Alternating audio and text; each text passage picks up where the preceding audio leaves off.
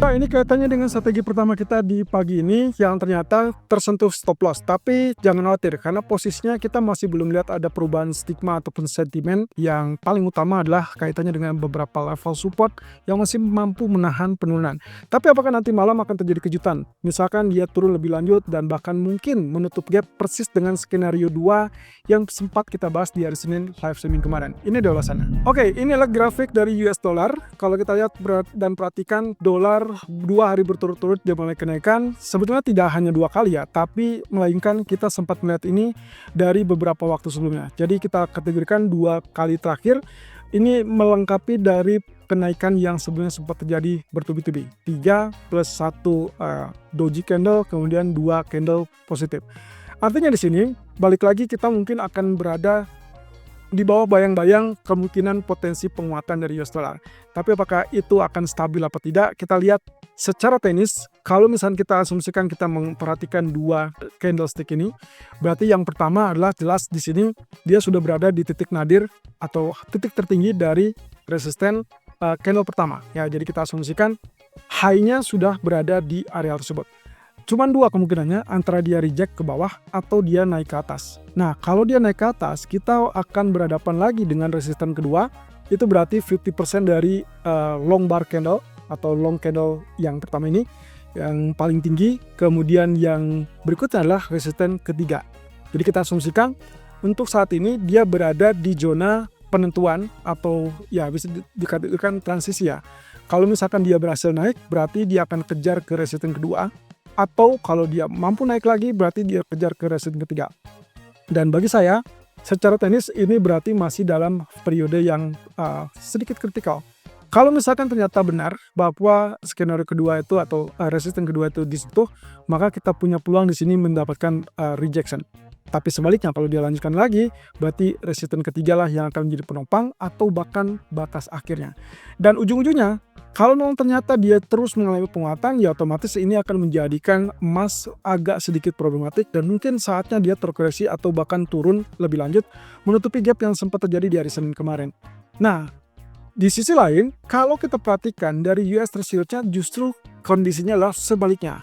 Nah, Anda bisa perhatikan di sini 3 atau 2 candle berturut-turut, dia justru mengalami tekanan turun. Jadi kita asumsikan bahwa 2 tekanan turun ini akibat dari tekanan yang pertama di zona resisten, kemudian juga tekanan kedua, dan akhirnya 4 hari berturut-turut dia mengalami tekanan. Dan itu juga yang persis dengan apa yang kita bahas di waktu hari Senin, kondisinya adalah 2 atau 3 resisten berkali-kali tetap mempertahankan dia dari kenaikan utama. Dan berarti juga kalau kita artikan ini sebagai sinyal bahwa kita tetap dalam jalur yang bisa dikategorikan entah itu double top atau bahkan bullish rectangle, ini akan menjadi penentunya adalah di hari Jumat ya. Karena sampai saat ini berarti dia ada di antara zona resisten ataupun zona supportnya. Oke, tapi intinya adalah kalau lihat dari 2 candle terakhir dia bearish, maka saya tidak perlu khawatir dengan emas. Karena kalaupun misalkan posisinya dolar mengalami penguatan di 2 hari terakhir, kenyataannya adalah kita tidak melihat penguatan dolar tersebut didukung oleh US Government Bond Yield atau US Treasury Yield. So, mungkin saja emas akan berbalik naik di malam hari. Tapi tunggu dulu, ada data ekonomi di malam hari yang bisa membuat dia mungkin jauh lebih lemah lagi. Tapi posisi ini akan dianggap 50-50 dan kita masih tetap perlu 1 atau 2 hari ke depan untuk menentukan apakah dia tembus di bawah 4,10% yang merupakan support atau dia naik di atas 4,2% yang merupakan resisten. Nah, di sisi lain, akibat dari penguatan dolar tentunya diuntungkan yaitu terkait dengan pola yang kita pernah sampaikan atau yang pernah kita tafsirkan terlebih dulu, yaitu kaitannya dengan ascending broadening wedge. Jadi kalau Anda ingat 1, 2, 3, 4, 5, dan kita sudah berada di fase penurunan kembali dan persis dengan apa yang kita bahas, dia tidak naik lebih lanjut, lalu kemudian turun, drop 2 kali dan akhirnya sekarang berada di 1.3450-an. Oke, yang perlu kita pertimbangkan berikutnya adalah apakah nantinya dia mampu tembus di bawah 1.3410. Kalau ya, Anda boleh pertahankan sell dan terlebih kalau dia sentuh 1.3370, 3380, berarti kita asumsikan Anda exit dulu atau kalau ternyata punya kesempatan untuk melihat dia tembus, berarti disinilah letak konfirmasi dari pola ascending broadening wedge yang kita bahas dari sejak seminggu terakhir. Walaupun sempat dikhawatirkan gagal waktu dia rebound, tapi kenyataannya terlepas dari kenaikan tersebut dia tetap dalam jalur penurunan. Nah, jadi saya pertahankan opsi sell selama dia tidak naik kembali di atas 1.3560-an. Tapi memang ada kekhawatiran kalau dolar ternyata di malam hari terus mengalami peningkatan, yaitu berarti sinyal dukungan. Tapi sebaliknya, kalau dolar melemah atau berbalik lemah, hati-hati, mungkin saja kita tidak akan melihat penurunan di bawah 1.3410. Jadi hati-hati kalau dia sudah berada di zona tersebut, sebaiknya Anda tunggu wait and see sampai dampak dolar terlihat. Nah, sebaliknya kalau kita lihat dari crude oil, sepertinya kita masih tetap dalam fase sideways. Ya, lagi-lagi sayangnya di sini sejak dia turun di bawah level $56, dia terjebak dalam zona sideways di antara 56.50 sampai 55.70-an. Yang saya perlukan adalah trigger ataupun bisa dibilang kepastian. Ini untuk memastikan apakah tekanan turun masih akan bisa berlanjut. Kalau lihat dari polanya, harusnya kita sudah dapatkan ya kepastian ini. Berarti di sini meskipun dia sempat atau sedang terjadi yang disebut dengan sideways, tapi harusnya dia ujung-ujungnya adalah tetap dalam penurunan dan kita akan segera melihat penurunan ke 5.20 atau bahkan lebih rendah. Area Fibonacci expansion berikutnya di 100% itu adalah 5400. Saya rasa ini cukup potensial asalkan tadi 5570, 55.20 itu berhasil tembus. Jadi dua support area yang perlu kita pastikan dulu. 5570, 5520 baru kita akan dapatkan 5400. Tapi sebaliknya, kalau ternyata dia naik, saya hanya butuh dia untuk mengkonfirmasi harus tembus di atas 57.70-an. Ya, kalau misalkan berhasil naik di atas itu, berarti kita kategorikan dia cenderung bullish. Dan tentunya 58.80 adalah pencetus utama untuk dia berbalik ke arah bullish yang lebih kuat. Sebaliknya teman-teman, yang saya harus ingatkan di sini adalah kalau seandainya kenaikan tersebut gagal untuk naik di atas 5720, 5760, maka di zona ini sebetulnya dia sideways untuk kembali ke tekan atau tertekan turun. Jadi hati-hati ya. Posisinya untuk saat ini kita cenderung sell karena didominasi oleh kekhawatiran bahwa kendali harga minyak itu ada di tangan Amerika untuk saat ini. Nah, terakhir yang kita sebut sebagai pola inverted head and shoulder.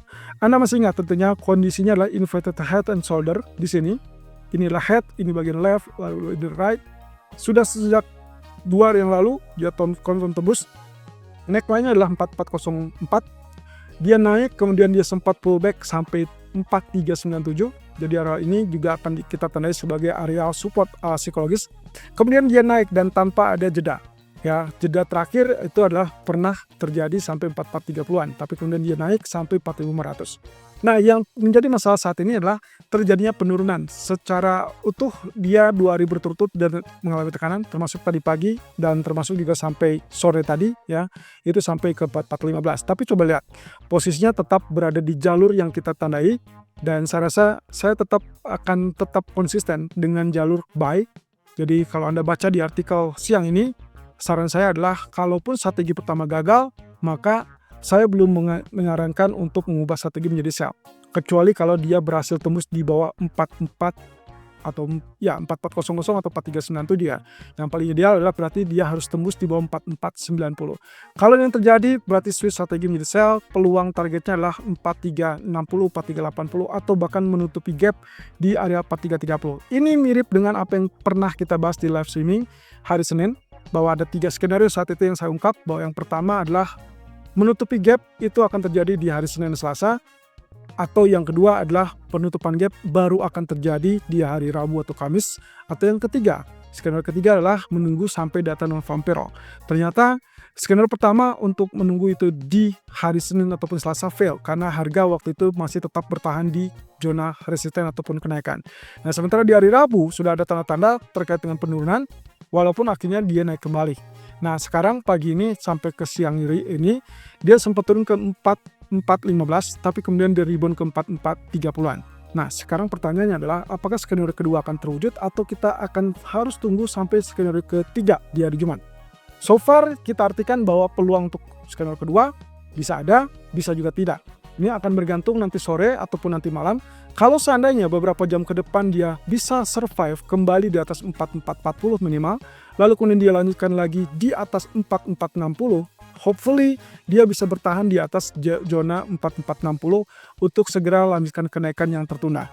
Jadi artinya dari pola yang pernah kita bahas untuk masalah inverse head and shoulder, targetnya adalah yang utama harusnya sampai ke 4534. Kalaupun kemarin dia terhenti 4530, artinya waktu dia naik, kemudian penurunan yang terjadi saat ini adalah hanya sekedar pullback. Sehingga opsi yang paling utama adalah tetap melakukan buy, dan itu pula yang membuat saya berpikir bahwa tidak mengubah strategi menjadi sell, melainkan saya akan ambil kesempatan kedua ini untuk melakukan buy. Dan itu adalah area yang sama dengan apa yang kita catat. Area di kisaran 4397 sampai 426 itu adalah zona support terbaru kita untuk lakukan buy. Jadi setelah strategi pertama tadi gagal menyentuh stop loss di area 4427, adalah berikutnya adalah di zona 4400 sampai 4420-an. Dan itu berhasil, ternyata dia rebound kembali.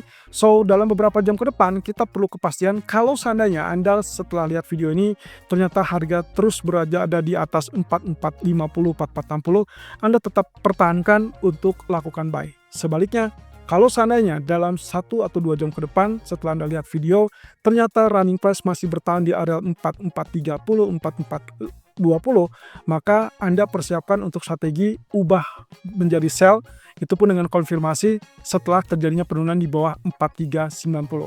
Selama area ini tidak ditembus, maka tidak diharuskan atau tidak disarankan untuk sell, melainkan lagi-lagi Anda tunggu reversal candle untuk kembali lakukan buy dengan harapan dorongan kembali ke zona 4440-an.